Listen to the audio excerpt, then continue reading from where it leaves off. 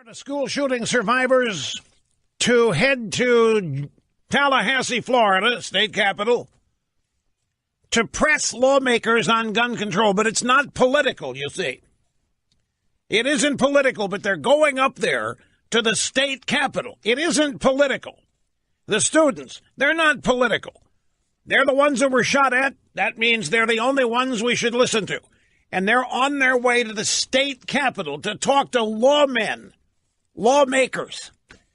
at the state legislature. But it isn't political. You see, this is exactly how it happens. Greetings, my friends. Great to have you here. Rush Limbaugh, raring and loaded. The EIB network. This is how it happens. I don't care what the issue. You have the left wing and their agenda and the drive-by media propping it up and saying it isn't political. These are victims. They're not interested in politics. They just want the killing to stop. And therefore, the liberal position is presented as the one that is not political and is therefore designed to, shall we say, seduce low-information voters and others into joining that position. And the only political position, of course, would be that held by the conservatives or Republicans or whatever. This is exactly how it happens. Students in their interviews and so forth have talked about how politicians of both parties need to put their politics aside and come together and solve this issue. Politics isn't the answer. And the media hypes that. But the way the students want to do it is by going after Second Amendment, the NRA, gun control, but it automatically becomes not political, you see. It's a great trick, my friend. We'll come back to this, but I want to get started on the phones. Pocatello, Idaho. This is Margaret. Glad you called and welcome. Hello. Thank you for having me. Yeah. So these poor kids, that were on Chris Wallace's show before you were on, I just think that, the school system is just brainwashing these poor kids with, socialistic liberal views. And I totally just lost my train of thought. Anyway, my next point, too, though, is I think that feminism, modern-day feminism, is the main problem. And I think that... Wait a minute. How so? How is feminism at the root of this brainwash? I happen to agree with you about that. I would phrase it a little bit different, but I happen to agree. How's feminism at the root? Well, I think that women turning their back on God and Christian values and expecting schools or daycares to raise their children, and I think that feminism is what's wrong with our economy. I think that, the way kids are being raised these days, I think that feminism is the ultimate problem that we're facing today. You mean as in the instance of the chickification of our culture, the demasculinization of men? Yeah, that too. I really think that all problems stem from modern day feminism. Well, which is it's a concentrated brand of liberalism. So within those confines, I would say you have a point about students, folks. Hang on, I did some research, university academic research on the teenage brain that I want to share. It was from the University of Rochester. And I will share that with you as the program unfolds. Don't go away. USA Today has a story today. I think the headline, "Are Boys in Trouble?" And it's not what you think. It's a story about the problem for boys is toxic masculinity, and that we need to somehow ratchet down all of this masculinity in men, and it'll stop a bunch of these shootings, for example. Yeah, nutso. USA Today story, just to give you the upshot of this, it's absurd, but it is, I think it makes the point that our previous caller was making. Call it the chickification of much of our culture, or feminism and its attempts here at righting a bunch of societal, cultural wrongs against them that they think born of discrimination. I think feminism basically is simply a bunch of people unhappy with human nature. They don't like their assigned roles, and so by human nature. and not by men and not by earthly things that just don't like human nature. And they're trying to change it, creating a bunch of artificial realities that they are forcing people to live in. And these artificial realities are in grand violation of human nature, people's natural tendencies to be who they are. Men and women are different. And when Time magazine realized that once, they were so shocked, they made a cover story out of it in 1995, I think. Men and women are actually born different. It was so shocking. They made it a cover story. The USA Today headline, "Are Boys Broken?" The full headline, "Another Mass Shooting Renews Debate on Toxic Masculinity." And of course they have been broken, but not by masculinity. We've had masculinity for eons. We're probably in the least masculine times in our lifetimes. If I had to honestly assess this, the attack on masculinity has been prolonged and it's been intense since the modern era of feminism began. And I trace that back to 69, 68, 1970, in that period of time. And the attack on men, just for being men, began intensely at that time. Men became predators. Men became brutes, uncontrollable beasts who punished and abused, and it's just mushroomed from there. And I think we're actually living in a culture which has beaten masculinity out of a lot of guys. Remember, men. I get in a lot of trouble for saying this because people don't understand what I'm saying. Men will do whatever they think they have to get women, to get relationships. They'll do whatever they think they have to. It's what makes the world go round. And there's nothing obscene about it. There's nothing filthy about it. But it has become that with this intensification of modern feminism. But if boys are broken, it's not because of masculinity. We've had masculinity for eons. Masculinity gave us movie icons and heroes that everybody loved. Boys are in trouble because they're being demasculated, if you ask me. Now, from this USA Today article, comedian Michael Ian Black started a thread on Twitter that sparked a vitriolic debate about the role of gender in gun violence. It began with the tweet, "Deeper even than the gun problem is this: boys are broken." In an interview with NPR on Sunday, he elaborated. He said, "I think it means that there's something going on with American men that is giving them the permission and space to commit violence. And one of the main things we focus on correctly is guns and mental health. But I think deeper than that is a problem, a crisis in masculinity." So his point is that a bunch of guys who are really nobodies, they're ignored, they're laughed at and made fun of, decide they want to be big guys. And so they go out and grab guns and start shooting people. And I think it is the lack of masculinity that makes these outcasts become even more vulnerable. It isn't masculinity itself. This is 180 degrees out of phase, in other words. But, again, keep in mind, all of this is not political, you see. Yes, because we're going to listen to the students, and the students are telling us we've got to take this out of politics. And the media pounces. And the media loves it. Oh, yeah, we're going to get the politics out of it. We're not getting the politics out of anything. What we're doing is converting mainstream liberalism into not being political. We are insulating the very political movement that is destroying so much of this country's culture. We're removing it from politics so it's unassailable. So the only politics remaining is that of the Republican Party or conservatives or what have you. And it's a neat trick. It is a neat trick that these people do. They take mainstream liberalism and they elevate it so that it isn't political. And the students are perfect.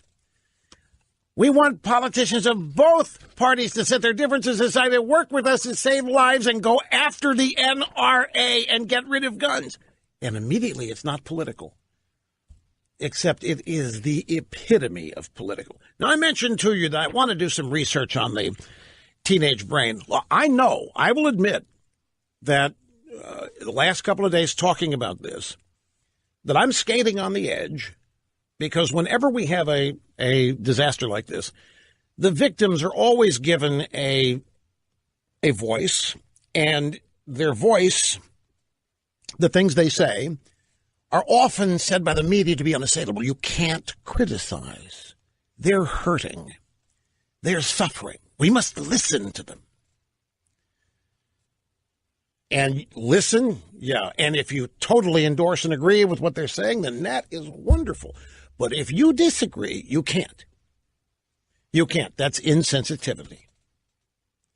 I mean, the left has been very successful at shutting out and turning off opposition debate by labeling it as mean-spirited or extremist or illegitimate or what have you. So now what we're told is that we are to listen to what people 15, 16, and 17 think, that they hold the wisdom and that no one else does, and that they need to be listened to. And if you doubt me, I have here a series of tweets. There was a post at the National Review blog, The Corner. Let the kids talk. And that's not the advocacy of this post. It is a description of what they're posting here. And it's a series of tweets, mostly from celebrities, telling everybody else to shut up and listen to the kids. Chris Murphy, whoever he is, I sincerely hope my colleagues listen to what these students have to say. Hillary Clinton, now is the time to listen to the students, the teachers and parents demanding that we end this carnage once and for all with gun safety laws that keep guns out of the hands of those who shouldn't have them. So see how this is not political? That's the beauty. It's not political. Going after the NRA, going after guns, it's not political. Oliver Willis. But if we have to talk about guns, the NRA GOP wants the left to go full nerd. They want clinical descriptions of our restriction measures. Printing didn't get half of a line on one page, half a line on the other. Let me forget that one. See, Will Bunch, whoever this is. The youth quake is finally here. The tragedy in Florida revealed kids who fight for themselves because the grown-ups won't. Can a new generation bring a new Congress to end our insane gun laws and Trump's presidency? See, it's not political. See how this works? It's not political. We should listen to the students and no one else. John Oliver, noted British comedian on HBO. This time felt slightly different because when the now is not the time argument came out, the kids from that school said, you know what? Yes, it effing is. Nate Silver. So far, Parkland is not fading from the news the way the mass shootings usually do. The students speaking out makes a pretty big difference. See, it's not political. We are to listen to the students. The left has been asking us to listen to the students for 50 years. The students in the 60s had all the answers. The students in the 70s, the malcontent students, wherever they were, have always been useful tools of the left because they're able to position them as non-political. They're victims. Nobody was shooting at you, but they were shooting at the kids. We need to listen to the kids.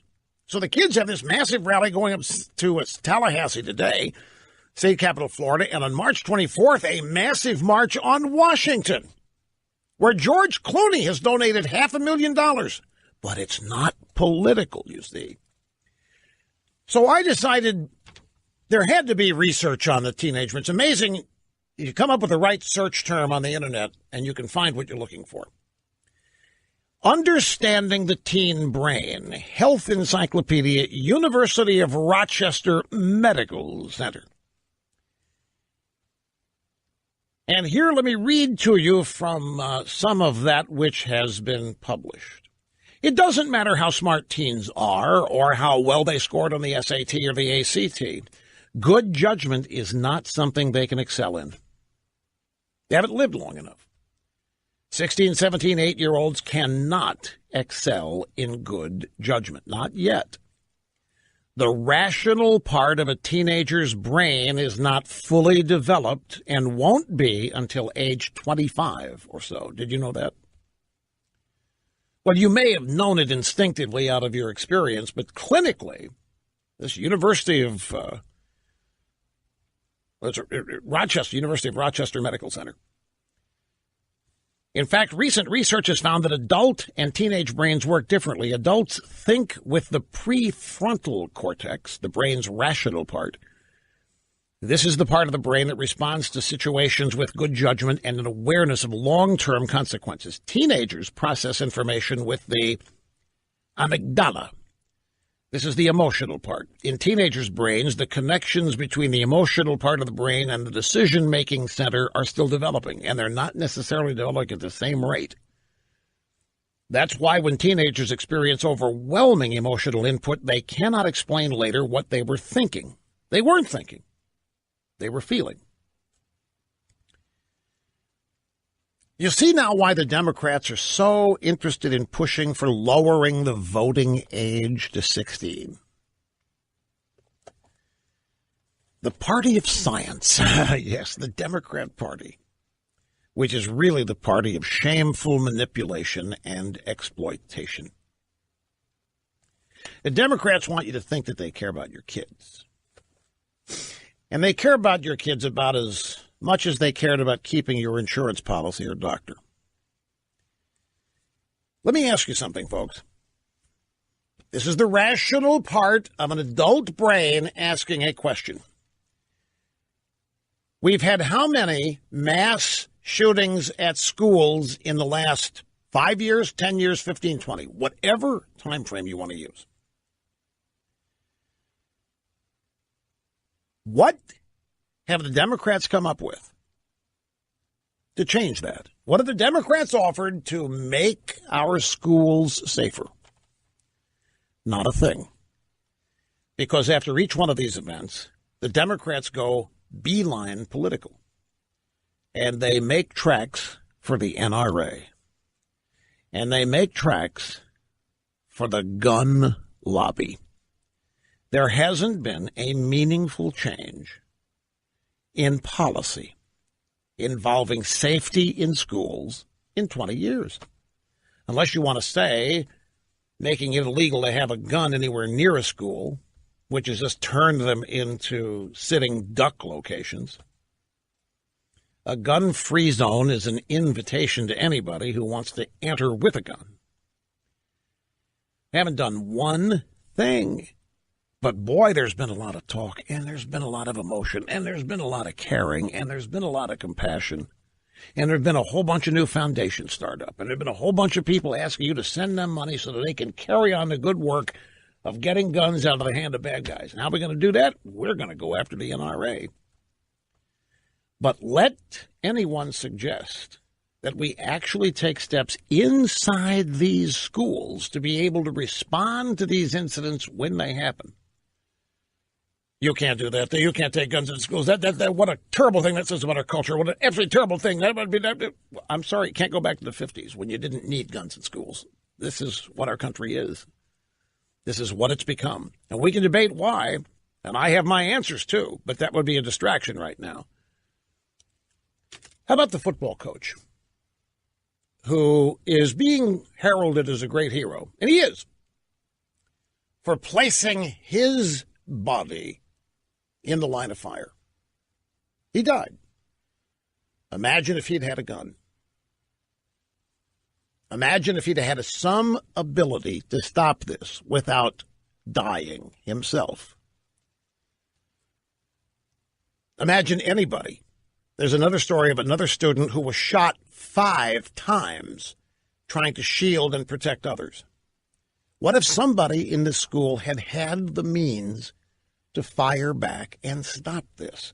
And you've mentioned that, and you can't believe the literal hell that is going to be visited upon you for daring to suggest that there be guns in schools. Nope. We have to remain above the political fray, folks. And we have to go right after the NRA and the gun lobby.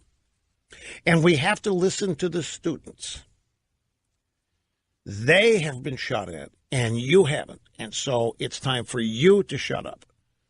It's like saying you have no right to talk about American defense policy. You didn't serve in Vietnam. You have no right to weigh in on the defense budget because you didn't have the guts to face the commies in Vietnam or anywhere else. So you don't have the right. And notice how the left comes along with these very clever ways to silence everybody who might have a persuasive way of illustrating how inept the left is at actually fixing this, solving this, or anything like this. Oh, by the way, I left out one of the best tweets about how we should listen to the kids and ignore the adults. And it comes from none other than Lawrence Tribe, the professor of law at Harvard. Now, Lawrence Tribe is on TV somewhat. He's not on TV as often as Professor Dershowitz. Lawrence Tribe is the leftist law professor that the media cries about having not been named to the Supreme Court. The simply greatest leftist to have not been named to the court. And it's almost an injustice. So this guy, this law professor at Harvard, tweeted this. Teens between 14 and 18 have far better BS detectives or detectors, far better BS detectors on average than adults 18 and older. Wouldn't it be great if the voting age were lowered to 16? It's exactly my point, because it's exactly wrong. Teens between 14 and 18, the part of the brain that reasons isn't even fully developed to age 25. Of course he wants the voting age lower to 16. That's when they're the most emotionally impressionable. Let me ask this. No. You know what? I'm not going to ask it. I've done enough here. Not even trying to stir the pot.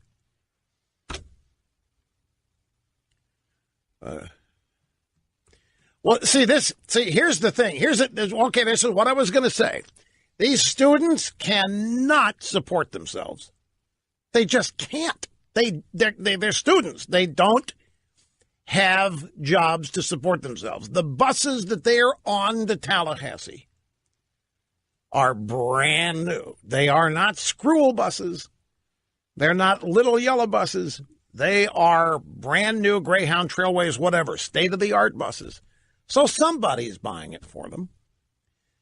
Who's organizing all this? The students did it, Mr. Limbaugh. The students. Why can't you admit that? It's just these people are totally capable and very committed, and it's entirely sensible to them. Really? This looks exactly like your average left-wing Democrat Party protest march movement event, what have you.